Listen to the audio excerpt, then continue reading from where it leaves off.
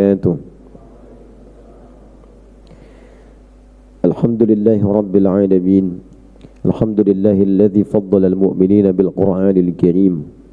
ثم نصلي ونسلم على الحبيب الأمين نبينا وسيدنا محمد وعلى آله الطاهرين وصحبه أجمعين وذرياته وأمته إلى يوم الدين.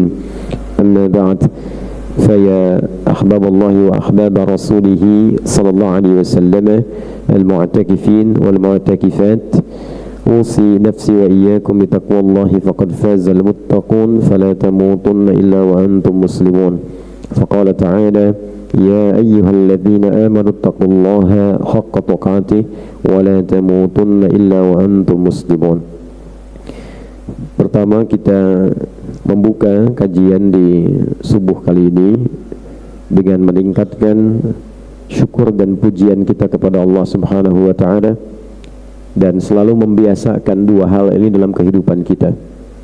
Ada janji di dalam Al-Quran, siapapun yang selalu membiasakan menambah rasa syukur dan memuji Allah dalam hidupnya, maka Allah berjanji, dan janjinya mutlak, akan selalu ditambahkan limpahan karunia nikmat yang menyertai maslahat hidupnya. Tolong dipahami garis ini, limpahan nikmat yang menyertai maslahat hidupnya, supaya pemahaman terhadap peningkatan nikmat itu tidak dibatasi dengan kehendak kita dan ukuran kita. Kadang ada yang merasa ukuran nikmat itu ketika bertambah harta misalnya, padahal ketika Allah menetapkan, belum tentu penambahan harta itu bisa membuat kemaslahatan hidupnya lebih baik. Mungkin yang ditambah boleh jadi kesehatannya dulu, yang ditambah ketenangannya dulu. Setelah hatinya tenang, pikirannya tenang, dia bisa mendapatkan visi yang baik, lalu didatangkan kemudian limpahan harta itu ketika sanggup untuk bisa mengelolanya. Ini yang dimaksud la in syakartum la azidannakum. Ketika kita mampu mensyukuri itu artinya apa? Meningkatkan terus performa nikmat yang Allah berikan pada kita sesuai dengan fungsi yang telah Allah tetapkan. Misal begini, lisan ini fungsinya apa? Berbicara. Berbicara pada apa? Pada yang baik-baik. Perintahnya demikian, ya. Man kana yu'minu billahi wal yawmil akhir falyaqul khairan aw liyasmut. Siapa yang merasa beriman pada Allah dan dirinya akan dihisab utuh. Ini pemahamannya. Dirinya akan dihisab utuh di hari kiamat nanti. Utuh itu artinya dari ujung kepala sampai ujung kaki. Ada yang dihisab dari pikiran, dari otaknya dulu, ya, sampai nanti ada ayat itu yang menyoal pikiran seorang hamba yang di kepalanya itu hanya mencari dunia. Ya, dunia itu dihisabnya dengan cara maaf, sampai lupa dengan ibadah, sampai nggak kenal Allah, meninggalkan sholat untuk cari dunia. Itu nanti dipasang di tiang, diikat fi amadin mumaddadah, kan? Kemudian dibakar itu dari kakinya, kalau kita kayak dilas gitu, dilas sampai nanti ke ujung otak pikirannya, baik yang di kepala ataupun yang di kolbunya. Namanya fuad, jamaknya afidah, allati tattali'u 'alal afidah. Jadi nanti apinya itu naik dari bawah, dari jempol kaki sampai rata, dan itu tidak akan naik kalau belum gosong, belum rata sepenuhnya. Baru naik ke atas sampai ke isi otak bagian jiwanya. Ditanya, apa isi otakmu ini? Sampai larut dalam dunia sehingga melupakan Allah, melupakan ibadah, nggak siap untuk cari bekal pulang dan sebagainya. Nah, itu ada bagian-bagian nikmat kehidupan kita yang diminta oleh Allah digunakan sesuai fungsinya. Jadi bersyukur dengan lisan, bicara yang baik-baik. Bersyukur dengan telinga, mendengar yang baik-baik.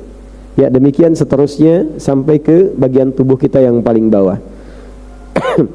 Oleh karena itu, ini menjadi bab pembuka dalam setiap baik ceramah ataupun yang formal khutbah Jumat. pasti pembukanya itu hamdalah. Alhamdulillahilladzi alif ba'ta, alhamdulillahilladzi alif ba'ta, nahmadullaha alif ba'ta, sampai ujungnya. Ya, karena ketika segala hal dibuka dengan pujian kepada Allah Subhanahu wa taala, maka mudah bagi Allah menurunkan tambahan kenikmatan-kenikmatan dalam kehidupan. Sekaligus ini memberikan kepada kita juga satu pengingat.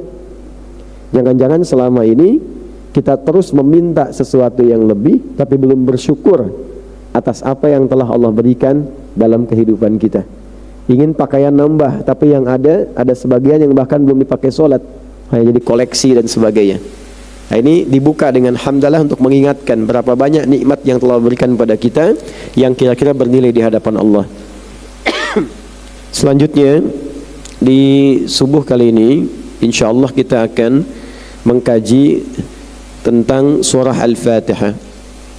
Ini menjadi penting karena ini satu-satunya surah di dalam Al-Quran yang kita baca jumlahnya cukup banyak, 17 kali dalam sehari. Dan ini diantara surah yang terpenting merangkum makna Al-Quran, menjadi pembuka mushaf, pembuka dalam salat, pembuka hafalan, dan pembuka segala kebaikan dalam hidup.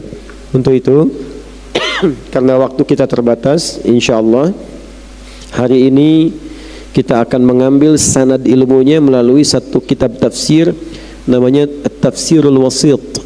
At-Tafsirul Wasit lil Qur'anil Karim. Ini adalah tafsir kontemporer yang merangkum tafsir-tafsir klasik di masa lalu sampai masa kini. Jumlahnya 15 jilid. Dan nah ini agak cukup menarik nih ya. Strukturnya, pola pembahasannya itu disesuaikan dengan pendekatan modern kekinian sehingga mudah dan nyaman kita membacanya. Ini karya Syekh Muhammad Sayyid Tantawi, Syekh Al-Azhar sebelum Syekh Azhar yang sekarang, Syekh Ahmad Tayyib. Nah, ini alhamdulillah saya mengaji langsung dengan beliau tahun 2006 di Booth, di asramanya Al-Azhar. Jadi ada masjid di dalamnya, saya mengaji, kemudian saya mengambil langsung dari beliau tafsir ini. Lalu ke Iskandaria atau Alexandria. Kemudian sepulangnya dari sana kami diberikan hadiah satu paket tafsir ini. Jadi saya berani menyampaikan kembali karena alhamdulillah sanadnya tersambung pada penulisnya. Kemudian insyaallah untuk memudahkan ke depan, ini saya sudah coba buat catatan. Mudah-mudahan nanti ini jadi tafsir pertama dari surah Al-Fatihah yang nanti insyaallah bisa dicetak dan bisa dipelajari baik dari kitab ini ataupun juga rangkuman dari kitab-kitab yang lainnya. Kita mulai ya. Bismillahirrahmanirrahim. Surah Al-Fatihah. Kita akan bagi ke dalam beberapa poin terlebih dahulu. Pertama, pengetahuan seputar surah. Apa nama yang melekat pada surah ini? Kenapa disebut dengan nama-nama itu? Apa hikmah dan fadilah, keistimewaan yang melekat pada nama-nama itu? Dan bagaimana kita menggunakan keistimewaan surah ini di dalam kehidupan kita? Okay? Apakah terbatas hanya dalam sholat saja, atau surah ini bisa digunakan sesuai kebutuhan tertentu dalam hidup kita? Satu.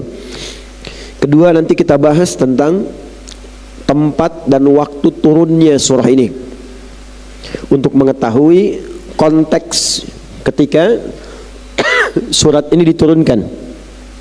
Nanti kita bisa paham situasinya bagaimana, yang diinginkan apa dari surah ini, dan arahnya kemana. Baru kemudian kita akan bahas berapa jumlah ayatnya. Setelah paham itu semua, baru kemudian kita masuk kepada pemahaman bagian-bagian ayatnya secara mendetail dari ayat pertama sampai dengan ayat yang terakhir. Itu yang coba kita akan uraikan. Bismillahirrahmanirrahim. Nama surah ini dihitung oleh para ulama dari keterangan-keterangan yang disampaikan Nabi SAW menurut Imam As-Suyuti. Imam As-Suyuti itu imam besar, asalnya dari Asyut, gelarnya Jalaluddin, dari Mesir. Beliau sosok ulama yang sangat luar biasa, hidupnya produktif. Produktif itu berisi kepada semua yang positif, suka nulis. Karyanya kurang lebih hampir 600 sampai 800 kitab buku. Satu karyanya itu bisa ada puluhan jilid. Bayangkan dikalikan 600 tuh, berapa jilid? Satu jilidnya tebalnya bisa segini. Ya. Itu Imam As-Suyuti. Dan hampir karyanya itu didapatkan dari hampir semua disiplin ilmu, ada karya beliau di situ. Di tafsir ada, di hadis ada, di fiqih ada, dalam ilmu hadis ada, dalam ilmu Quran ada. Ini menunjukkan kepakarannya meliputi beragam disiplin ilmu, dan riset menunjukkan ulama-ulama yang tersambung sanadnya, sanad pengetahuannya pada Nabi, itu rata-rata paling minimal menguasai 5 disiplin ilmu. Sekarang orang paling maksimal 3. Dulu paling minimal 5. Jadi nggak nanggung. Pakar Quran, hadis, tafsir, fikih, mustalah hadis, usul fikih. Saat yang bersamaan ada yang pakar bidang matematika. Ya, Imam Asy-Syafi'i itu pakar di bidang matematika, bahkan kedokteran. Imam Ali bin Abi Thalib, Ali bin Abi Thalib itu pakar di bidang matematika. Kemudian Sayyidah Fatimah itu pakar di bidang keperawatan. Sayyidah Aisyah pakar di bidang kedokteran. Nah, itu banyak orang yang tidak memviralkan ini. Jadi anak-anakku yang santri ini, kalian jangan takut. Mulai dengan Quran, belajar yang benar. Kalau Qurannya benar, dipelajari dengan benar, hadisnya benar, mudah untuk menguasai ilmu apapun. Itu kuncinya. Sekali lagi ya, mudah menguasai ilmu apapun. Tidak ada yang sulit dalam pengetahuan. Yang sulit itu adalah membuat hati kita terkoneksi dengan Allah yang menguasai berbagai pengetahuan. Kalau kita sudah mulai dari sekarang mendekati Allah, zikirnya benar, merasa punya Allah, nanti Allah buka. Ya, tingkatkan takwa, rumusnya itu. Yang punya ilmu siapa? Allah. Maka turun pernyataan Allah di Quran surah 2 ayat 282. Wattaqullah wa yu'allimukumullah. Tingkatkan takwamu kepada Allah, dan Allah akan ajarkan pengetahuan-pengetahuan yang belum kita pahami. Dulu Avicenna, Ibnu Sina, bapak kedokteran kontemporer, itu mulainya dari Quran. Dididik sholat dengan benar, menghafal Quran. Kemudian ketika sudah bagus hafalannya, paham isinya, mempelajari ilmu yang lain, itu ada bahkan beberapa yang otodidak langsung dikuasai, termasuk ilmu kedokteran. Jadi Ibnu Sina itu usia 13 tahun sampai 15 tahun sudah menjadi pakar di bidang kedokteran. Ya, Ustadz buka itu bukunya, ada Kapitas Lekta Kedokteran, Al-Qanun fit Tibb. Ada yang keren tuh ini. Ya, yang ada mungkin di sini ada ketua ID ya. Jadi ada buku judulnya bagus, Asy-Syifa. Asy-Syifa itu menganalisis penyakit di hati, lalu bagaimana korelasinya penyakit hati ini menembus ke penyakit pikiran, ke akal, dan dampaknya ke penyakit fisik. Dan ini yang paling bahaya. Kalau saya batuk sekarang, mungkin minum air hangat, pakai madu atau obat tertentu, selesai. Tapi kalau yang batuk hatinya, ini bahaya. Batuk hatinya, batuknya batuk iri tuh, iri hati. Makanya nggak pernah ada iri mata. Nah, kalau iritasi ada tuh, ya, iri mata, iri lisan, nggak ada. Ini iri hati nih. Kalau orang sudah iri hati, akalnya rusak. Sepintar apapun, orang pintar tapi iri, bahaya. Jenius tapi iri, bahaya. Ya. Ini ada murid yang pintar, tapi karena selalu iri, dia tidak menginginkan orang lain menjadi lebih pintar darinya. bertambah pengetahuannya, maka minimal itu akan diteruskan kepada akalnya, disampaikan pada fisiknya, dan dia akan mengganggu kawannya. Pebisnis, pengusaha yang suka iri pasti akan menjahili kawannya. Ya, demikian. Itu penyakit yang ada di sini, berpotensi tembus ke sini dan diselesaikan secara fisik. Ini yang bahaya. Nah, Ibnu Sina menulis kitab. Di dalam kitab itu menjelaskan integrasi ketiga bagian ini dan bagaimana menyelesaikan persoalannya. Nama kitabnya Asy-Syifa. Apa namanya? Asy-Syifa. Terambil dari Al-Quran surah ke-17 di ayat ke-82. Wa nunazzilu minal Qur'ani ma huwa syifa. Baik. Nah, Imam As-Suyuti, kembali ke As-Suyuti, di antara kitab yang beliau tulis ada namanya kitab Al-Itqan. Ya, Al-Itqan dalam bidang ilmu Al-Quran. Beliau menyebut nama untuk surah pertama ini terdapat 25 nama. Ada berapa nama? 25. Catat dulu saja nanti ya.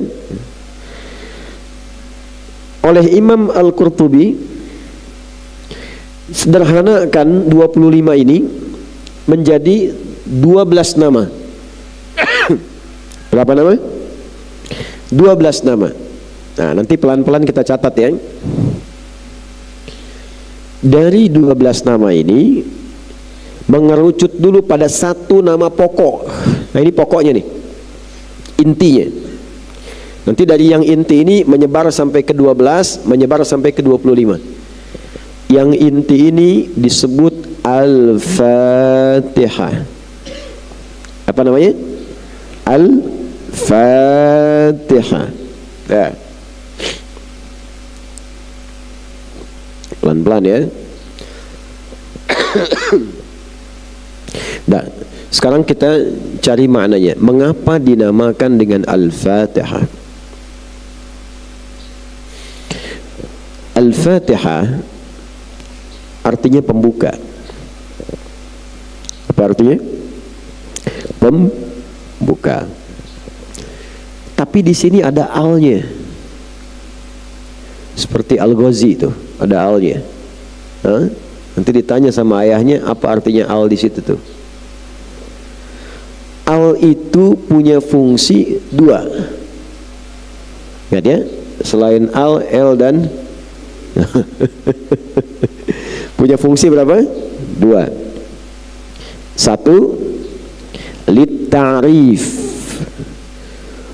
untuk mengidentifikasi kekhususan sesuatu.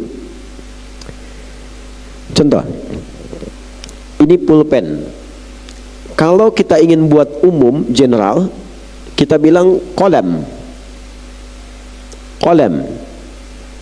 Ya, kalau ingin diharokatin di akhir, kolamun, anin, untuk umum artinya. Kolam, pulpen. Pulpen mana saja.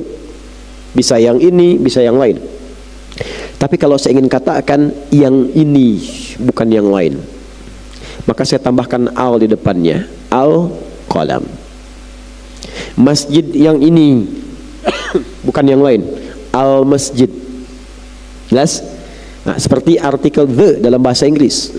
Ya, car. There are so many cars outside. Itu banyak mobil di luar. Tapi kalau kita bilang the car, mobil yang ini, bukan yang lain. Jelas ya? Nah, itu al namanya.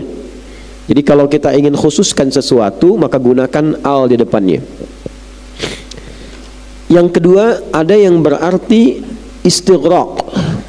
Istighraq. Artinya huruf al yang berfungsi memberikan makna cakupan pada sesuatu tanpa batas. Kalau bahasa kerennya itu holistik, komprehensif, mencakup segala hal tanpa batas. Ya, contoh, kita kalau baca Al-Fatihah setelah Bismillahirrahmanirrahim, bacanya apa? Alhamdulillah Rabbil Alamin. Nah, al di situ artinya istighraq, diartikan, diterjemahkan segala puji, artinya nggak ada batas, semua pujian hanya milik Allah. Nah, jadi kalau kita mengatakan alhamdulillah, kita nggak boleh mengambil bagian pujian itu, ya. Kita menyandarkan semua nikmat yang kita dapatkan hakikatnya punya Allah, yang ngasih Allah. Karena itu kalaupun harus dipuji, pujiannya kembali kepada Allah, gitu. Misal nih para ayah yang punya anaknya lulus misalnya IPK-nya 4, terus kawannya muji, wah anak anda itu luar biasa ya, IPK sampai 4, itu apa resepnya? Lalu anda katakan alhamdulillah. Nah, itu semua keutamaan kembali ke Allah. Kalau sudah alhamdulillah, kita nggak boleh ngambil lagi sebagian dari pujian itu semua kembali ke Allah.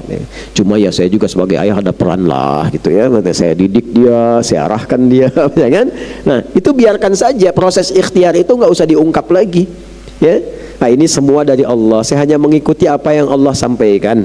Saya diminta oleh Allah untuk mendidik anak saya didik. Saya diminta oleh Allah supaya disiplin, saya disiplinkan. Nah, itulah alhamdulillah. Gitu ya. Baik, nah sering itu dilatih dalam hidup. Coba ngakunya 17 kali, tapi pelanggarannya 170 kali. Coba kalau ditanya tuh, kenapa tipsnya sukses begitu? Kenapa bisa jadi juara dan sebagainya? Coba berapa kalimat alhamdulillah yang pesannya sampai dalam pengakuan nikmat itu kepada Allah. Nah, ini oleh karena itu kita artikan segala. Al-Fatihah itu mencakup dua makna ini. Yang pertama ta'rif, mengkhususkan spesifik surat ini adalah satu-satunya pembuka, bukan pembuka yang lain. Beda.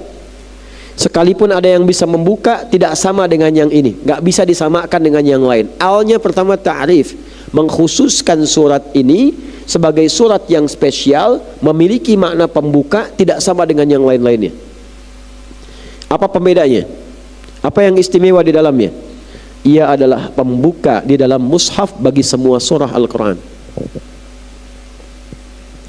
Dia adalah pembuka dalam bacaan Al-Quran dari semua surah. Bedakan ya, bedakan mushaf dalam bentuk tulisan, Al-Quran dalam bentuk bacaan. Yang tertulis tersusun dari 2 jilid, ya. Kemudian di dalamnya Al-Fatihah sampai An-Nas. Ini kalau terbukukan begini namanya mushaf, kitab. Jelas? Di dalamnya ada Al-Quran. Maka kita memposisikan ini layaknya Al-Quran, tapi namanya apa? Kitab, mushaf. Mushaf itu kumpulan sahifah halaman-halamannya, kitab kesatuannya tertulis. Kalau kita bacakan, terdengar suaranya, ada bacaannya, itulah Al-Quran. Apa namanya? Al-Quran. Tapi karena di dalam Alkitab ini ada Al-Quran di dalamnya, maka diposisikan ini pun seperti apa? Al-Quran. Jelas? Jelas? Maka diberi nama juga, nama lain dari Al-Quran apa? Al-Kitab. Inilah dahsyatnya Al-Quran, terjaga secara hafalan dari bacaan, terjaga dalam tulisan. Jadi kalau ada orang yang salah membacakan Quran, bisa dikoreksi dalam bentuk tulisannya. Ada yang salah cetakan di Quran, bisa dikoreksi dalam bentuk bacaan hafalannya. Tidak ada kitab di muka bumi dengan susunan seperti ini. Ada mushafnya, ada hafalannya, dan keduanya saling menjaga. Baik yang hafalan termasuk yang dituliskan, dua-duanya dibuka dengan Al-Fatihah. 3. Al-Fatihah adalah bacaan pembuka rukun pertama dalam sholat. Tidak sah kita kalau sholat tidak membaca Al-Fatihah. La sholata liman lam yaqra bi Fatihatil kitab. La di sini berarti ada yang mengartikan la sholata, tidak sholat, artinya tidak sah. Ada yang mengatakan tidak sempurna sholatnya. Jelas ya? Makanya di dalam mazhab Syafi'i itu wajib baca Al-Fatihah. Ya. Kecuali satu kondisi nih. Satu kondisi. Kalau kita takbir, imam sudah ruku. Saya ulang ya. Allahu Akbar, ikut dari pertama. Imam baca, kita ikutin dari dalam hati kita. Boleh disuarakan, tapi yang dengar hanya kita. Namanya kalamun nafsi. Kata imam, Bismillahirrahmanirrahim. Kita ikuti Bismillahirrahmanirrahim. Alhamdulillahi Rabbil Alamin. Alhamdulillah Rabbil Alamin. Atau metode yang kedua, imam kasih jeda. Ghairil maghdubi alaihim waladdallin. Amin. Jeda, makmum baca Bismillahirrahmanirrahim. Alhamdulillah Rabbil Alamin. Ar-Rahmanir-Rahim. Batas paling minimal sampai 3 ayat. Ar-Rahmanir-Rahim. Dianggap sah sampai situ. Kalau imam tiba-tiba langsung baca surat, ya, setelah jeda sebentar, batas paling minimalnya sampai Ar-Rahmanir-Rahim. Sepakat ulama di sana mengambil surah terpendek dalam Al-Quran, surah Al-Kautsar, berisi 3 ayat. Inna a'tainakal kautsar fasalli li rabbika wanhar inna syani'aka huwal abtar. Jadi kalau kita bacakan sampai Ar-Rahmanir-Rahim ayat ketiga, itu sah. Setelah itu dengarkan imam. Kecuali kalau kita takbir, imam ruku. Ya, imam pas ruku. Ruku itu artinya batas rakaat. Ruku itu dari kata rak'ah. Jadi kalau kita masih bisa dapatkan rukunya imam, dihitung 1 rakaat. Masih dapat. Nggak perlu nambah rakaat. Ya, misal nih, subuh rakaat pertama kita datang, masbuk. Ya, biasanya Mas Baim, Mas Asep, Mas Joni, ini masbuk tuh. Alah dia. Jadi begitu lihat imamnya ruku, langsung takbir. Allahu Akbar, langsung ruku. Allahu Akbar. Gak usah baca Al-Fatihah lagi. Berlaku hadis, innama ju'ilal imamu liyutamma bihi faqira'atul imam qira'atul ma'mum. Dijadikan imam untuk diikuti. Kalau tak terjangkau bacaan imam, sudah sampai kepada rukuknya, maka bacaan imam tadi sudah mewakili bacaannya makmum, langsung rukuk. Tapi tidak menyengaja nunggu-nunggu imam ruku, seperti sering kejadian tarawih kalau bacaannya panjang. Oh, wajahnya kelihatan tuh. Saya suka lihat begini tuh. Duduk dulu, ntar kira-kira udah mau 1 ayat lagi nih, baru Allahu Akbar kan. Nah, malaikat ketawa tuh ngelihatnya tuh. Iya, kan ini pada hafal nih, jadi dia tahu titik mana tuh yang dia harus takbir tuh. Santai dulu, minum dulu. Begitu udah tinggal 2 ayat mau ruku, bangun dia tuh, Allahu Akbar kan. Ya, takbir ya. Nah, udah dapat hadiah dari Pak Menko, semangat ya. Nanti dicek lagi tuh Pak Menko, nanti hafalannya harus dites. Setelah nanti ketemu lagi, udah lihat tabletnya, ya. Kalau nanti tabletnya belum bisa membuat lebih sehat, minum tablet yang lain. Baik, kembalikan. Jadi kita balik lagi. Al yang pertama itu pembuka dalam mushaf, pembuka dalam bacaan, pembuka dalam sholat. Tidak sah sholat seseorang yang menyengaja tidak membaca Al-Fatihah. 2. Nah, ini tolong dicatat pada hal ini ya. Ini paling penting dan sekaligus ijazah. Sekaligus ijazah. Ijazahnya dari Nabi nanti.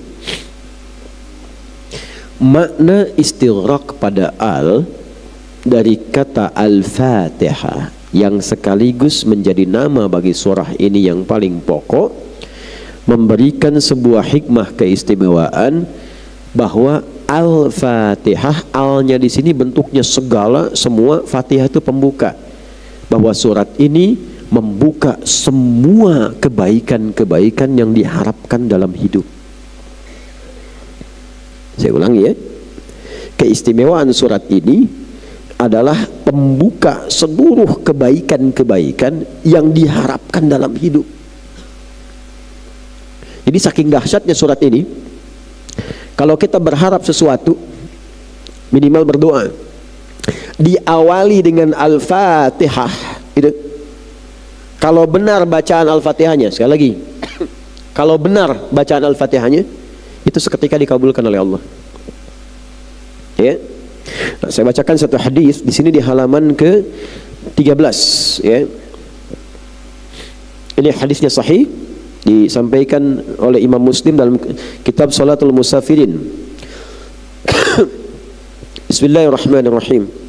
Qala al-muallif rahimahullahu taala wa rawa Muslim wan Nasa'i 'an Ibnu Abbas radhiyallahu taala anhuma, bahwa Imam Muslim, Imam Nasa'i menyampaikan satu riwayat dari Ibnu Abbas radhiyallahu taala anhuma. Nah, anak-anakku khususnya, Ibnu apa artinya? Anak. Kalau Pak Ibnu, Pak anak-anak gitu ya. Jadi hati-hati ngasih nama juga ya. Ibnu itu anak tuh. Anak laki-laki artinya. Anak laki-laki. Kalau kita mau singkat, hilangkan alifnya, pindahkan harakatnya ke ba jadi bin. Anak laki-laki. Isa ibnu Maryam. Isa anak laki-lakinya Maryam. Karena Maryam tidak punya anak perempuan. Sayyidah Maryam. Disingkat Isa bin Maryam. Kalau perempuan, ibnatun. Singkatannya bintun. Ya, Sayyidah Aisyah radhiyallahu taala anha binti Abu Bakar As-Siddiq radhiyallahu taala anhu. Abbas itu paman Nabi sallallahu alaihi wasallam. Beda usianya 3 tahun dengan Nabi. Di teman-teman yang suka bisnis, Abbas ini radhiyallahu taala anhu itu pebisnis unggul. Ya. Beliau rajin merantau. Tapi di balik segala kesibukannya masih punya waktu untuk ngaji dengan Nabi. Sehingga Nabi begitu perhatian pada beliau. Memberikan langkah-langkah taktis tentang manajemen bisnis. Bagaimana membebaskan dari riba. Itu pertama kali paman Nabi Sayyidina Abbas ini dibimbing oleh Nabi sehingga sukses bisnisnya. Tapi saat yang bersamaan beliau meluangkan waktu untuk masih bisa ngaji. Sehingga selama hidupnya sampai Nabi meninggal itu masih bisa hafal 200 hadis. Bayangkan, kalau Quran gampang, hadis itu gak mudah. Ya, hadis gak mudah. Paman Nabi, dekat dengan Nabi, sibuk, pebisnis, sukses, masih bisa ngaji, hafal 200 hadis. Ada orang bukan paman Nabi, kerabat Nabi agak jauh, kan? Bisnis nggak jelas suksesnya, tapi sibuknya melebihi paman Nabi itu, sampai nggak bisa ngaji. Ini masih hafal 200 hadis. Dan lihat ya, ketika keberkahan melekat kepada pekerjaan, maka keberkahan itu akan berdampak sinar-sinar kebaikan pada semua anggota keluarga. Jadi begitu kesuksesan diiringi oleh keberkahan, keberkahan itu jadi sinar ke semua anggota keluarga. Tiba-tiba semua anak jadi baik semua. Itu rumus itu. Jadi kalau orang tuanya kerjanya benar, hartanya halal, kemudian diniatkan sebagai ibadah, itu begitu dapat, apa yang dimakan oleh anak itu bukan sekedar makanan, jadi cahaya, jadi daging, itu menggerakkan anak untuk kembali merubah dirinya dekat dengan Allah, otomatis itu. Maka anak pertama beliau, Fudail, itu langsung menjadi asisten Nabi. Yang membawakan nampan untuk wudhu Nabi sebelum meninggal itu Fudail radhiyallahu ta'ala anhu. Ya, sampai kemudian Nabi wafat di pangkuan Sayyidah Aisyah radhiyallahu ta'ala anha. Nah, Abbas ini melihat begini, saya ini bapak, tapi saya kan pedagang, kesibukannya banyak. Saya mesti ada anak saya ini, dari anak saya yang saya siapkan melebihi saya dalam hal pemahaman kepada agamanya. Maka disiapkanlah kemudian Abdullah yang paling kecil diinvestasikan. Ya, maka dari kecil, dari usia setahun, 2 tahun disimpan di majlis Nabi, merangkak-rangkaknya ngelihatnya Nabi, dengar suara Nabi, sampai senang, jatuh cinta dengan Nabi. Secara singkatnya, karena perjalanan yang lekat ini, Nabi meninggal, usia beliau baru kisaran 13 tahun kurang lebih. Itu sudah hafal hadis 2000 hadis. Ayahnya 200, bapaknya 2000. Nah, jadi kita harus selalu begitu tuh. Bagaimana mendidik anak lebih baik daripada orang tuanya. Harus lebih pintar, karena tantangan anak di masa depan itu lebih daripada kita sekarang. Ya, sekolahkan yang tinggi, lebih tinggi lagi, lebih tinggi lagi. Di Indonesia kan hampir S semua kan. SD, SMP, SMA, S1, S2, S3. Ya, yang menyimpang S4 kerupuk 2 tuh. Jadi balik ya. Kalau anak itu sukses, yang pertama akan ditanya itu bukan anaknya, tapi orang tuanya. Coba ini ya, ada anak hafal Quran, bacaan bagus, ditanya, anak siapa itu? Coba anak kecil adzan di masjid, suaranya bagus, Allahu Akbar, Allahu Akbar. Anak kecil tuh, orang lihat, yang pertama kali ditanya tuh anak siapa? Tuh. Ya, baru ke tempat, anak mana tuh? Anak Jaksel. Oh, nggak mungkin anak Jaksel adzannya sebagus itu, ya kan? Misal gitu kan, mana lagi? Ternyata benar misalnya, anak siapa, ditelusuri. Nah, inilah yang dimaksud dalam hadis. Kenapa kalau ada anak-anak sukses, pintar di kemudian hari, nama anaknya ditutup, yang disebutkan nama bapaknya. Nama anaknya Abdullah, nama bapaknya Abbas. Abdullah anak laki-lakinya Abbas. Tapi karena Abdullah ini suksesnya karena peran Abbas, ditutup nama anaknya, dimunculkan nama ayahnya Ibnu Abbas. Abdullah anaknya Umar, Ibnu Umar. Abdullah anaknya Amr bin As, Ibnu Amr bin As. Kenapa ditutup nama anak? Untuk menunjukkan sesukses apapun anak, tidak akan pernah terlepas dari pengaruh kebaikan-kebaikan orang tua. Makanya di surah Al-Ahqaf, surah 46 ayat 15, itu ada pesan menyentuh begini, bahasa bebasnya ya, bahasa tafsirnya. Jika ada orang sukses di bidang apapun, di jabatan, di pekerjaan, di bisnis, dan dia sudah sampai usia 40 tahun, sukses, hartanya banyak, jangan menyimpulkan bahwa kesuksesan itu adalah raihan atas diri Anda pribadi. Kalau bahasa tafsirnya gini, boleh jadi saham Anda cuma 30%, 70%-nya ayah Anda yang dengan peluh keringatnya memohon pada Allah, makannya sederhana, dijaga-jaga, tapi berharap anak saya harus lebih daripada ini.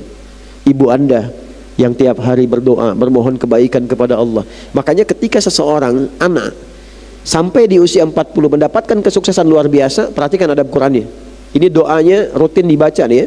Rabbi auzi'ni an ashkura ni'mataka allati an'amta alayya wa ala walidayya. Ya Allah, mohon bimbing saya agar mampu mensyukuri nikmat yang Engkau telah anugerahkan padaku ini, ya kan? Dan karena kedua orang tuaku, berikan pula nikmat itu kepada kedua orang tuaku. Aku nggak bisa jadi begini bukan karena orang tuaku, itu Allah yang ngajarin. Apa karena Anda lihat sekarang saya kelihatan seperti ini, wah ini Ustaz Adi belajar begini? Tidak. Ya, 70% sahamnya ibu, ada ayah. Di tokoh-tokoh ini coba dilirik lagi ke belakang, yakin, hakul yakin itu. Ya, apapun yang kita ingin banggakan, tetap yang paling istimewa itu adalah peran kedua orang tua. Ini jelas ya. Nah, ini dalam Islam. Jadi ketika seorang anak sukses, satu, peran orang tua, yang kedua, semua kebaikan yang dihasilkan anak jadi jariah untuk kedua orang tuanya. Sudah rumus itu. Makanya anak-anakku ini, niatkan kalian belajar di sini untuk berbakti pada orang tua, niatkan. Jadi kalau kalian nanti itu jadi sesuatu di masa depan, kalian ngaji itu pahalanya ngalir. Ya, hakallah. Orang tua meninggal misalnya jadi cahaya. Otomatis itu. Kalian ngajar jadi pahala. Itulah sebabnya kenapa ini rahasianya. Nama anak-anak ketika disebutkan dalam sanad hadis dihapuskan namanya, dimunculkan orang tuanya. Paham? Dari 2000 hadis itu, salah satu hadisnya disampaikan dari Nabi SAW. Perhatikan kalimatnya. Bainama Jibrilu qa'idun 'inda Nabi sallallahu alaihi wasallam. Tatkala malaikat Jibril turun, kemudian beliau berada di samping Nabi sallallahu alaihi wasallam. Gerakan qa'idun itu sering diartikan duduk. Ya, karena ada hadis di Al-Bukhari juga, malaikat kalau turun seperti kata Nabi kayak duduk antara langit dan bumi gitu, manggil-manggil. Itu Nabi waktu belum pernah lihat malaikat Jibril, pertama kali lihat itu gemetaran itu. Pergi. Ya. Siapa yang paling gede badannya itu? Bapak Akhtar. Itu. Ya. Itu Nabi keluar dari Gua Hira, belum melihat malaikat Jibril pada rupa aslinya. Itu dalam hadis disampaikan, nanti lihat di Al-Bukhari ya. Dalam kitab Badul Wahyi, hadis nomor ketiga. Begitu turun ada panggilan, Muhammad. Nengok ke atas gak ada orang. Maaf, nengok kanan kiri gak ada orang, depan belakang gak ada orang. Begitu nengok ke atas, beliau mengatakan, saya melihat sesosok makhluk besar kayak duduk antara langit dan bumi. Gambarannya ginilah. Misalnya Nova Akhtar nih di masjid, ketiduran gak ada yang bangunin, itikaf nih. Siang-siang keluar jam 2, tiba-tiba lewat ke depan sedikit dekat menara ada yang manggil, Tar, Akhtar. Nengok kanan kiri gak ada orang, depan belakang kosong. Nengok ke atas, jubah putih, rambut panjang gede, Tar gitu. Apa responnya? Tar nanti gitu. Maka kata Nabi, faru'ibtu minnuhu, bulu kuduku naik, aku bergegas pulang ke rumah.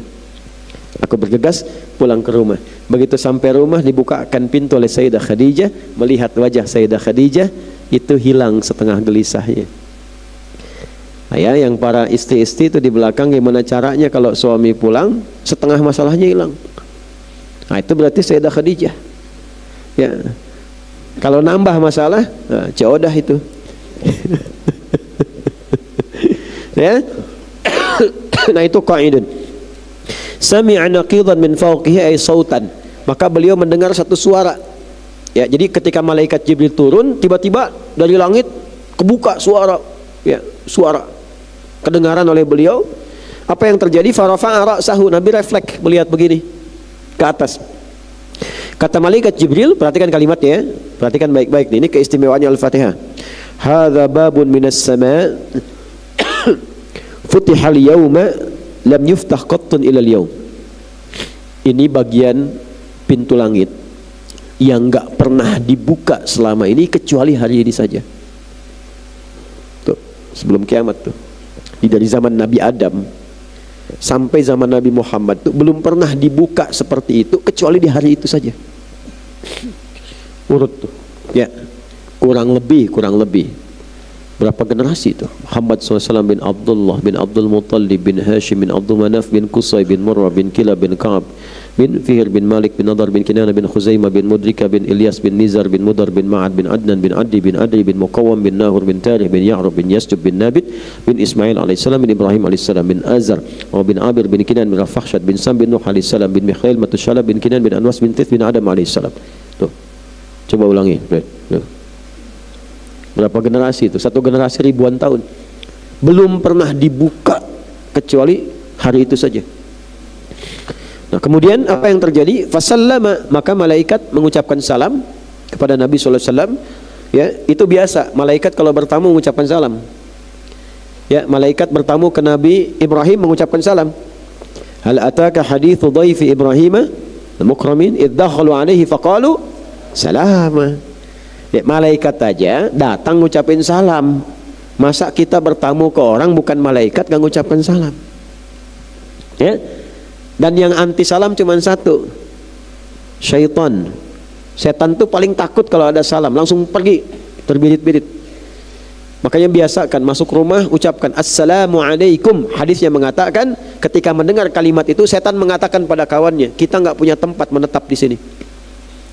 Ini saya jelaskan logisnya ya, logisnya nih. Kalau ada rumah, siang kan kita biasa kan, masuk sini. Tapi kalau malam, kenapa ke dapur jadi nggak enak?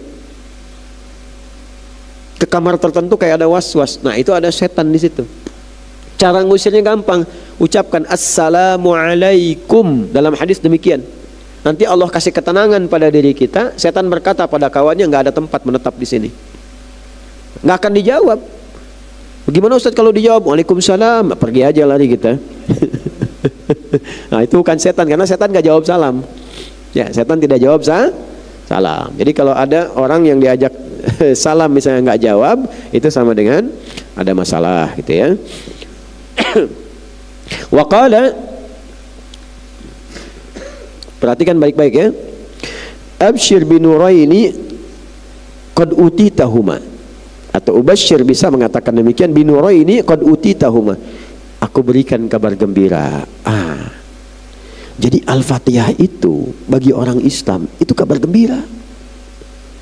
Kata malaikat Jibril, aku berikan kabar gembira dengan dua cahaya yang diberikan khusus untuk Nabi Muhammad sallallahu alaihi wasallam. Jadi ada 2 surat di dalam Al-Quran yang disebut oleh malaikat cahaya itu, yang khusus diberikan pada Nabi Muhammad. Semua keistimewaannya, bukan hanya lafadznya, tapi semua keistimewaan yang terkandung di dalamnya itu hanya diberikan pada siapa? Nabi Muhammad sallallahu alaihi wasallam. Walam yu'tahuma nabiyyun qablak, dan tidak diberikan pada seorang nabi pun sebelummu. Ya. Apa itu? Fatihatul Kitabi wa khawatimu suratil Baqarah, yaitu surah Al-Fatihah dan 3 ayat penutup surah Al-Baqarah, ayat 284, 285, 286. Dari lillahi ma fis samawati wa ma fil ard sampai la yukallifullahu nafsan illa wus'aha. Itu 2 cahaya. Teruskan lu hadisnya ya, sampai kita ketemu rahasianya. Ini sanadnya dari Nabi nih, tersambung ke Nabi. Kita sekaligus ijazahkan. Lam taqra biharfin minhuma illa u'titahu. Tidaklah engkau ya Muhammad sallallahu alaihi wasallam, ya Rasulullah, membaca setiap huruf dari 2 cahaya ini kecuali akan diberikan, dikabulkan semua permintaan dan doamu. Hadisnya sahih. Nah, jadi ada rahasia di sini, kita buka di pagi ini nih. Al-Fatihah itu penting. Itulah sebabnya mengapa jadi pembuka dalam sholat, karena semua isi sholat itu doa. Jadi harus benar Pak baca Al-Fatihah itu. Kalau benar, doanya terkabul. Nanti saya bacakan hadis berikutnya itu. Ya. Gabungkan dengan 3 ayat terakhir Al-Baqarah, itu bukan terkabul lagi, istimewa. Tidak akan permintaan disampaikan diawali dengan setiap huruf dari 2 cahaya ini kecuali apapun yang diminta diberikan. Ini dulu ya, contoh. Dan dari sini nanti ada nama-nama lain untuk Al-Fatihah. Contoh. Dulu setelah surat ini turun, Allah memberikan satu pembuktian keistimewaan surat ini. Ada kepala suku di Arab tersengat kalajengking Arab. Bayang ya, racunnya sudah menyebar, dokter sudah angkat tangan ya. Dokter pada masa itu, tabib itu dokter, bukan tukang obat. Jadi tabib itu artinya dokter, bukan tukang obat, yang sudah melakukan hipotesa, pembelajaran dan sebagainya. Semua angkat tangan.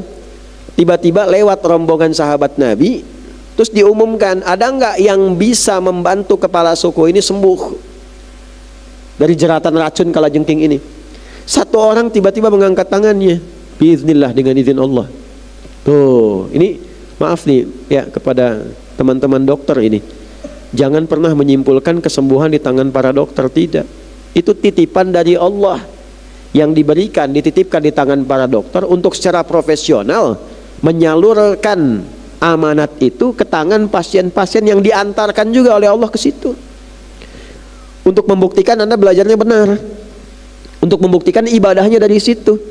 Bayangkan dokter mata tuh, kalau ada orang berobat gak pernah bisa baca Quran karena matanya terhalang, lalu dengan izin Allah melalui tangan dia dilakukan tindakan melihat kembali, itu setiap baca Quran pahalanya mengalir.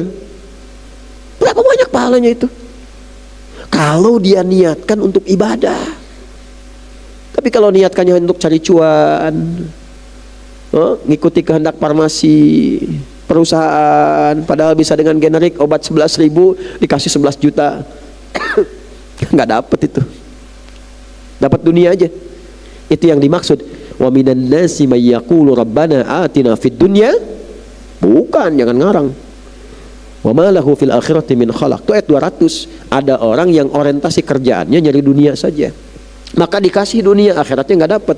Baru ayat 201-nya, wa minhum may yaqulu rabbana atina fid dunya hasanah wa fil akhirati hasanah wa qina adzabannar. Tapi ada orang hebat, dia profesional, dunianya dapat, akhiratnya dapat. Nah, itu rumusnya dipakai. Nah, maka orang ini mengangkat biiznillah, dengan izin Allah. Itu nggak diapa-apain, dibacain Al-Fatihah, dan sekali, catat ini ya, sekali dibacain Al-Fatihah sembuh. sembuh sekali baca. Dan ayatnya masih sama sampai sekarang, 7 ayat juga. Bacaannya masih sama dari Bismillahirrahmanirrahim sampai Waladhdallin, nggak berubah. Tapi nanti pertanyaannya, kenapa orang dulu sekali baca langsung bisa sembuh, orang sekarang udah tambahin Yasin, tambahin Al-Kahf, tambahin Baqarah, belum sembuh-sembuh juga? Apakah ini tidak mujarab, tidak istimewa? Nah, ini nanti pembahasan selanjutnya. Boleh jadi cara baca orang sekarang tidak sama dengan cara baca orang dulu. Dulu orang baca pakai iman, dia yakin dengan ini, bacanya pakai iman. Orang sekarang bacanya cari aman, yang penting dibaca. Ya. Maka dikasih hadiah beberapa ekor kambing. Nah, ini Dok catat ini ya, menarik nih. Begitu dikasih hadiah beberapa ekor kambing, itu sahabat yang tadi bacain takut kalau hadiah ini gratifikasi. Coba saya tanya dokter nih, kalau ngobatin ya, tiba-tiba pasiennya sembuh misalnya, terus di sistem rumah sakitnya biayanya X 5 juta, pasiennya bilang, dok ini terima kasih banyak, ini udah saya lama begini, saya kasih hadiah 1 Mercy ya. Itu status Mercy-nya yang melekat diberikan di dalam ruang rumah sakit itu milik pribadi, atau karena statusnya sebagai karyawan di rumah sakit itu. Sahabat tuh sampai begitu, saya takut digratifikasi katanya. Langsung dibawa ke Nabi, kambing-kambing tadi dilaporkan, Nabi ada kejadian begini, ini status kambingnya gimana? Nabi tertawa dan bertanya, tahu dari mana engkau bahwa surah Al-Fatihah ini bisa meruqyah? Ruqyah itu artinya mengangkat sesuatu yang nggak baik sehingga yang nggak baik itu keluar. Ya, jadi jangan selalu diartikan dengan jin, tidak. Penyakit itu nggak baik, angkat keluar, kan? Itu ruqyah. Sehingga disebut dengan asy-syafi atau asy-syifa. Asy-syifa. Kenapa Al-Fatihah disebut asy-syifa, sang penyembuh? Karena ada keistimewaan kalau dibacakan pada orang sakit yang diinginkan segera dengan itu untuk mengambil hikmahnya, selesai. Jadi apa saja Al-Fatihah itu? Kepekerjaan, keberkahan, kepengetahuan, mau baca, mau belajar. Cuman bacanya pakai ini, pakai iman. Ya, yakinkan pada diri kita keterangan ini benar. Nah, jadi dalam beberapa kesempatan ulama-ulama kita meriwayatkan riwayat-riwayat yang tersambung, bahwa dalam beberapa pengajian misalnya setelah selesai mau berdoa itu biasanya dibacakan Al-Fatihah dulu. Hadisnya ini riwayatnya. Ya. Nah, jadi bukan bid'ah ya, bukan bid'ah. Hadisnya ada, riwayatnya ada, pembuktiannya ada. Contohnya itu. Nah, kemudian supaya kita bisa mendapatkan keistimewaan itu di dalam sholat, contoh nih, sholat itu punya satu fungsi yang pokok. Nah, tolong dicatat ini baik-baik nih ya. Nanti kalau sedang ada masalah, lakukan ini. Ini boleh ijazah juga. Ada 2 ijazahnya tuh. Padahal belum lulus sekolah udah dapat ijazah tuh. Ya. 2 nih. Salat itu punya fungsi pokok sebagai penyalur hajat. Hajat itu kebutuhan. Makanya disebut sifat salat itu manfaatnya untuk hajat. Kadang orang satukan salat hajat. Ya. Jadi kalau sudah ada istilah jangan tambah-tambah. Ditambah hajatan, beda maknanya. Sedikit tidur, sedikit makan, itu memperbanyak ilmu. Sedikit-sedikit tidur, sedikit-sedikit makan, itu menurunkan pengetahuan. Al-ilmu nurun, ilmunya menurun maksudnya. Hajat, perhatikan ya. Sanad pertama Quran surah ke-2 ayat 45. Wasta'inu bis-sabri kalau Anda sedang punya persoalan, terima dulu masalah itu, jangan keluhkan. Ya, terima dulu, itu adabnya luar biasa tuh. Terima dulu sebagai titipan Allah. Karena Allah tuh Maha tahu kenapa kita yang dikasih bukan yang lain. Nanti ada bab lain untuk membahasnya, terlalu panjang. Mungkin nanti lain kesempatan kita bahas. Ya, ada kita belajar satu saat fikih musibah ya, supaya paham kalau sedang punya masalah itu malah gembira. Karena ada yang dikasih masalah malah gembira, ada. Itu di Al-Baqarah ayat 156. Alladzina idza asabatuhum musibah qalu inna lillahi wa inna ilaihi raji'un. Lihat musibahnya bentuknya apa? Di ayat 155-nya. Wala nabluwannakum bisyai' minal khauf wal ju' wa naqsi minal amwal wal anfus wath thamarat. Ada orang yang diuji itu berlipat. Sudah ketakutan, gelisah, diserang terus. Kemudian apa lagi? Ju', kelaparan, diserang dengan lapar. Wa naqsi minal amwal, harta dirampas, aset hilang. Ada yang sakit, kemudian kehilangan nyawa, hasil kerja keras diambil orang, kumpul semua di Gaza, di Palestina, diambil semua lima-limanya tuh, ada semua di situ. Tapi apa kalimat Qurannya? Wabasyiris sabirin, dan berikan kabar gembira yang mau menerima itu untuk mengerti tentang firman Allah. Hikmah, kenapa Allah titipkan?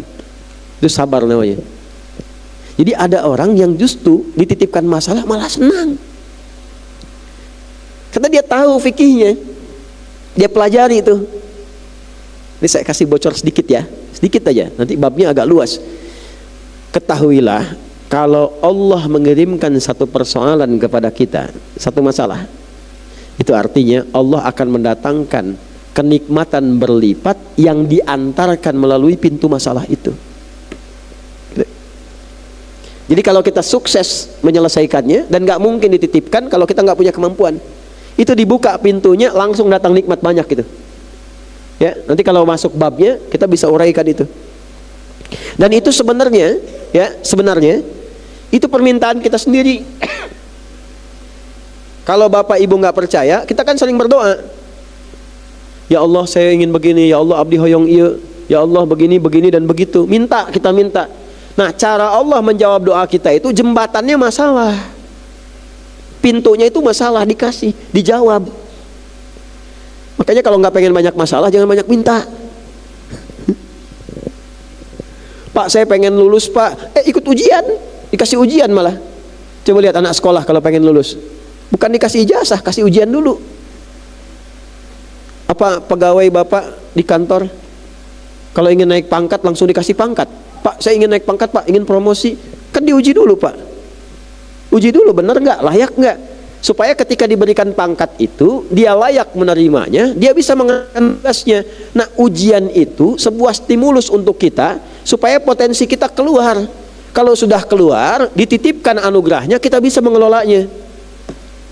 Kalau rumus Pascal itu rumusnya gini, F berbanding lurus dengan P, gaya kesuksesan, gaya berbanding lurus dengan tekanan.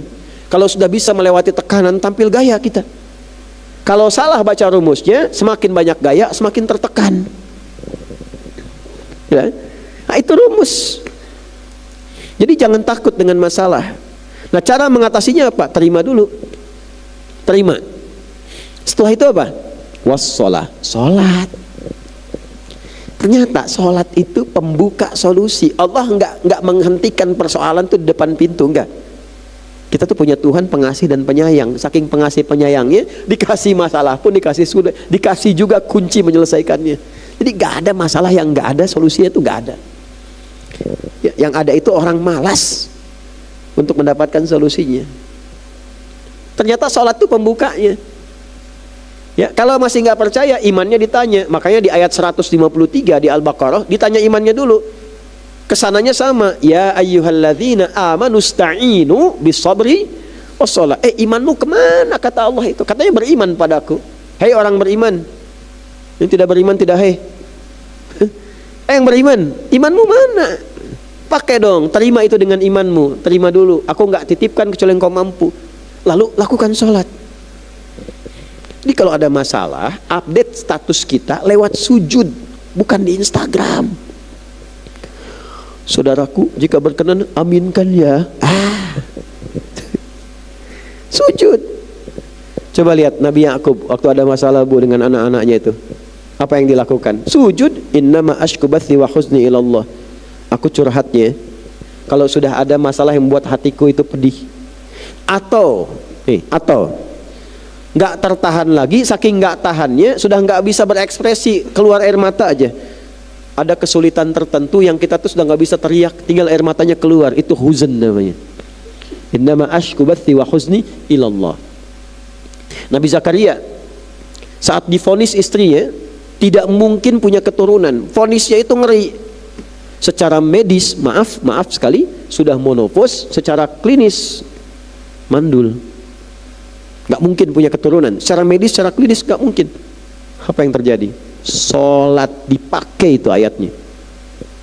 Coba lihat di Quran surah 3 di ayat 38 sampai 39. Dan kita akan berhenti dalam satu ayat ini, kemudian ada hadisnya. Hunalika da'a Zakaria rabbah. Di mihrab Maryam itu Nabi Zakaria sholat, berdoa. Nah, ini udah berapa rahasianya? Yang ketiga ya. Yang ketiga nih, kalau doa ingin cepat dikabulkan, salah satu tempat yang mustajab itu di mihrab. Apa itu mihrab? Tempat yang dikhususkan untuk ibadah saja, tidak yang lainnya. Dan dia punya dua keistimewaan. Satu, mempercepat terkabulnya doa. Yang kedua, mempercepat datangnya rizki dari sisi yang tidak diduga. Ya. Doa cepat. Makanya kenapa imam tempatnya di mihrab? Karena imam pemimpin doa dalam sholat. Tapi bukan berarti mihrab di masjid saja, tidak. Di rumah bikin mihrab. Kalau tidak ada ruangan, hamparkan sejadah. Dan di atas hamparan sajadah itu khusus untuk ibadah saja. Baca Quran, doa, zikir di situ. Kalau di luar ibadah, keluar dari situ. Termasuk update status, foto, ceklik, maaf sedang di mihrab ya, jangan diganggu, itu keluar. Ya. Itu lakukan. Apa manfaatnya? Nabi Zakaria sholat di mihrabnya Maryam. Lalu lihat permintaannya. Hunalika da'a Zakaria rabbah qala rabbi habli min ladunka dzurriyyatan thayyibah innaka sami'ud du'a. Ya Allah, semua memvonis istriku gak akan mungkin punya keturunan, sedangkan aku punya keyakinan hanya Engkau yang memberi tanpa ada batasan, dan Kau pasti mendengar doaku ya Allah. Kalau pada yang maha mendengar dan sayang padaku tidak mengabulkan, lantas kepada siapa lagi aku memohon? Tahu apa jawabannya? Fanadathul malaikatu. Setelah doa ini dipanjatkan, malaikat langsung turun. Makanya pakai fa, harfu atfin rabitin baina syai'aini bila had. Huruf sambung konjungsi antara dua peristiwa. Peristiwa pertama berdoa, peristiwa kedua dikabulkannya doa. Antara berdoa dengan dikabulkan nggak ada jeda, Pak. Bu, anak-anakku, nggak ada jeda. Jadi begitu doa selesai langsung dikabulkan. Paten itu. Nah, kapan itu dikabulkannya? Wahwa, sedangkan Nabi Zakaria qaimun, masih berdiri dalam sholatnya. Yusolli fil mihrab, masih berdiri, belum selesai, belum ruku, belum sujud, belum salam, masih berdiri. Dikabulkan. Annallaha yubashshiruka bi Yahya. Allah kasih kabar gembira, kamu akan punya anak, bahkan namanya langsung dari Allah, Yahya. Yahya itu pemberian Allah namanya. Diambil dari kata al-hayyu, artinya hidup. Untuk menolak persepsi publik, opini publik ditolak oleh Allah tuh. Yang mustahil menurut manusia, lahir dari rahim seorang perempuan yang divonis monopause dan mandul, kata Allah nggak ada yang mustahil bagiku. Lahir dan hidup dia, Yahya. Oke, kalau ada yang namanya Yahya, jangan takut dengan opini publik tuh. Yahya. Jadi, nah syahidnya apa? Syahidnya adalah itu dilakukan sholat, minta sama Allah dikasih. Kita dapat Al-Fatihah, dibacakan pula dalam sholat. Saya tanya ini, waktu baca Al-Fatihah saat ruku apa sujud? Berdiri, lambat amat. Gak ada orang ruku baca Al-Fatihah. Orang sujud baca Al-Fatihah tuh ngantuk namanya tuh. Ya? Saya lihat ada beberapa anak-anakku nih ya, yang sujudnya sekali tuh, sekali. Ya, karena sekali lama nggak bangun-bangun tuh ya. Begitu udah mau ini bangun lagi tuh. Nggak apa-apa lah, ntar dilihat CTV jadi pengalaman tuh. Nah, kita baca Al-Fatihah itu sedang berdiri, baru dibuka. Nabi Zakaria minta berdiri tanpa Al-Fatihah. Kita baca Al-Fatihah berdiri. Sekarang saya bacakan hadis yang kedua. Rawinya dari sahabat Abu Hurairah radhiyallahu taala anhu. Perhatikan kalimatnya. Saya sambungkan langsung ke Nabi sallallahu alaihi wasallam, dan sanadnya hadis qudsi. Qala Allahu azza wa jalla. Hadisnya qudsi. Hati-hati nih. Statusnya langsung di bawah Al-Qur'an tuh, tertinggi tingkatnya. Perhatikan baik-baik. Qala Allah azza wa jalla, qasamtu salata baini wa baina abdi ala nisfaini. Aku bagi dalam salat itu hak aku dan hambaku pada dua bagian. Wali abdi ma sa'al, kalau hambaku menunaikan kewajibannya, perhatikan ya, maka dia bisa mengambil haknya. Apa itu? Apapun yang dia minta, aku kabulkan. Apapun yang dia minta. Sekarang perhatikan, dimulai dari mana jawaban ini? Idza qala al-'abdu alhamdulillahi rabbil alamin. Nah, inilah ijazah yang mau saya sampaikan. Kalau hambaku membaca Al-Fatihah sampai pada ayat alhamdulillahi rabbil alamin, qala Allahu azza wa jalla, kata Nabi, perhatikan dalam hadis qudsi, Allah menjawab kalimat itu, hambaku sedang memujiku. Rahasianya apa? Rasakan saat baca itu kita disaksikan Allah. Nah, perasaan disaksikan dalam bacaan itu disebut ihsan namanya. Ihsan. Anta abudallaha ka'annaka tarahu fa illam takun tarahu fa innahu yara. Demikian di hadis Muslim dan hadis yang ke-8. Engkau beribadah pada Allah, merasa dipersaksikan walaupun kita nggak bisa melihatnya secara langsung. Karena beda dimensi jauh sekali. Laisa kamitslihi syai'. Wa idza qala al-'abdu ar-rahmanir rahim, kalau hambaku baca ar-rahmanir rahim, qala Allahu azza wa jalla, itu Allah jawab, athna alayya 'abdi, hambaku sedang menyanjungku. Insyaallah. Ada enggak rasa baca itu tuh kalau waktu baca? Wa idza qala al-'abdu maliki yaumiddin, kalau hambaku sampai pada kalimat maliki yaumiddin, qala Allahu azza wa jalla, majjadani 'abdi, Allah menjawab, hambaku sedang mengagungkanku. Nah, sekarang kita ke titik intinya. Wa idza qala al-'abdu iyyaka na'budu wa iyyaka nasta'in. Kalau hambaku kemudian berkata, ya Allah, sekarang ini aku ibadah hanya menyembahmu saja. Aku sholat hanya menyembahmu saja. Wa iyyaka nasta'in, dan kau maha tahu aku ini sedang diliputi banyak persoalan ya Allah, dan hanya kepadamu aku memohon solusinya. Qala Allah azza wa jalla, ketika sampai pada kalimat ini turun jawaban, hadza baini wa baina abdi wa li abdi ma sa'al. Ini perjanjian antara aku dengan hambaku. Sekarang hambaku mau minta apa, apapun aku berikan. Tuh. Jadi kalau benar bacaan Al-Fatihahnya sampai ke ayat itu, apapun yang diminta dikasih. Dahsyat itu. Nah, sekarang pertanyaan saya untuk menutup nih. Kalau kira-kira Allah tawarkan, minta apa aja dikasih, mau minta apa? Saking banyaknya nggak bisa jawab tuh. Minta ini, minta itu, minta ini, minta itu, banyak kan? Ya, banyak. Dulu ada program di salah satu TV swasta, dikasih 1 miliar dihabiskan dalam semenit. Oh, semua dikumpulin tuh. Oh, ya, manusia tipikalnya begitu. Gak pernah cukup, ingin selalu lebih. Makanya disebut nikmat itu dengan tamam, agama dengan kamal. Kamal itu artinya sempurna, tidak perlu pelengkap lagi. Kalau tamam itu sudah dirasakan sempurna, masih pengen lagi. Al-yauma akmaltu lakum dinakum wa atmamtu alaikum ni'mati. Nikmat dengan tamam. Haji umrah pakai tamam bukan kamal. Wa atimmul hajja wal umrata lillah. Sempurnakanlah haji dan umrah itu karena siapa? Allah. Walaupun sudah pernah haji, sudah sempurna rukunnya, masih pengen lagi Pak. Sudah pernah umrah, masih pengen lagi. Karena kenikmatan itu. Kenikmatan. Nikmat itu begitu. Kalau agama nggak bisa, jangan tambah-tambah. Subuh itu 2, udah sempurna, nggak usah nanya lagi. Ya Allah, kenapa sih 2? Nah, kamu 2 aja ngantuk. Nah itu.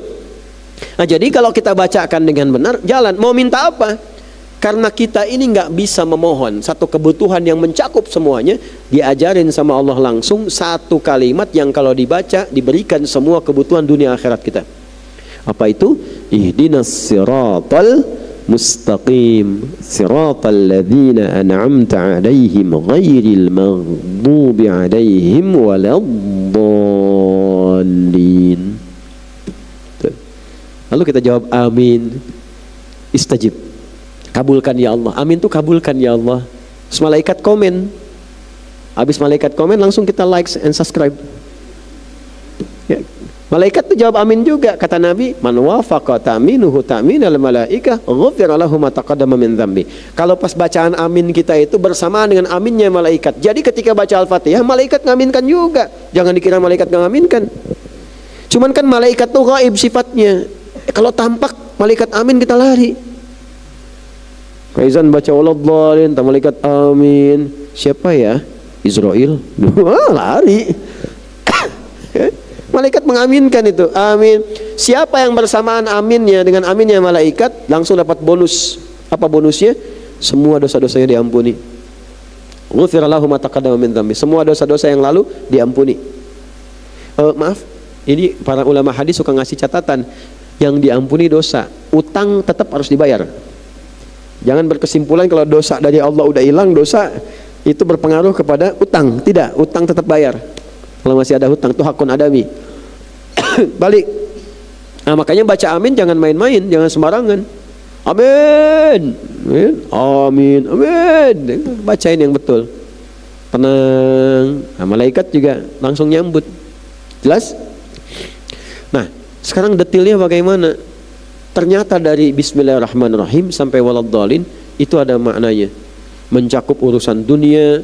Dunia itu dengan segalanya. Maaf ya, di pekerjaan, di rumah tangga, di kesehatan, di pergaulan macam-macam. Kalau benar bacakan dan tahu maknanya ini, diamalkan, nggak ada pekerjaan yang tidak bisa diselesaikan. Semua selesai, semua lancar, karir sukses, baik. Itu keutamaan. Nanti masalah alam kubur, masalah hari kiamat, ketegangan hisab, sampai kemudian masuk ke titik terakhir.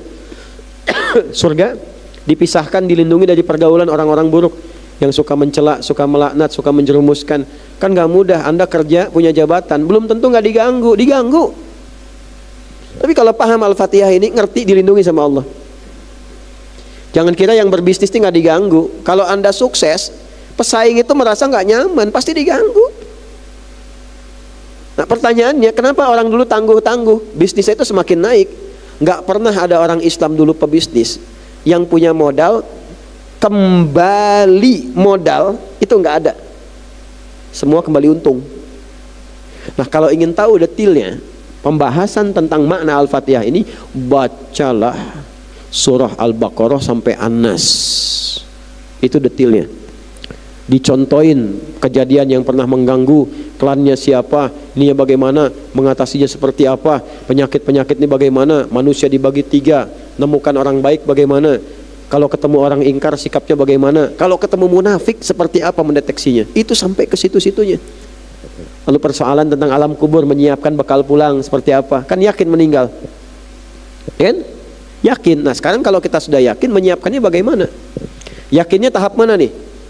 Ilmu yakin, ainal yakin, hakul yakin. Nggak mungkin hakul yakin. Kalau hakul yakin udah nggak ada di sini. Nah, kalau ilmu yakin, dengar informasi yakin. Ainul yakin, lihat orang meninggal, yakin kita pun akan nyusul. Hakul yakin, antum meninggal juga. Jadi jangan sampai nunggu hakul yakin, ya, antum menyiapkan bekal. Karena nanti penyesalannya seperti Syekh Yusuf baca tadi malam. Fa as-saddaq wa akum minas sholin. Ya Allah, beri sebentar lagi, pengen balik ya Allah. Pengen balik sebentar aja. Saya niatin semua ibadah. Udah nggak bisa. Udah nggak bisa. Nah, oleh karena itu, ini baru pembuka. Kan kita belum bahas ayatnya. Bismillah aja belum. Ini baru mukaddimah. Mukaddimahnya pun belum selesai. Kan kita belum bahas berapa jumlah ayatnya. Ya, berapa jumlah ayat Al-Fatihah? 7. Tapi ada yang bilang 8. Ada yang bilang 6. Siapa yang bilang seperti itu? Bagaimana kita menilai pendapat itu? Apakah benar atau kontroversi? Kenapa disampaikan demikian? Lalu apa maknanya setiap hurufnya? Setiap hurufnya. Bismillahirrahmanirrahim. Ba di situ fungsinya apa? Ada Ibnu Hisham Al-Ansari punya kitab Bughnil Labib an Kutubil A'arib, membahas semua makna huruf dari alif sampai ya. Ternyata ba itu punya 14 fungsi. 14 ba.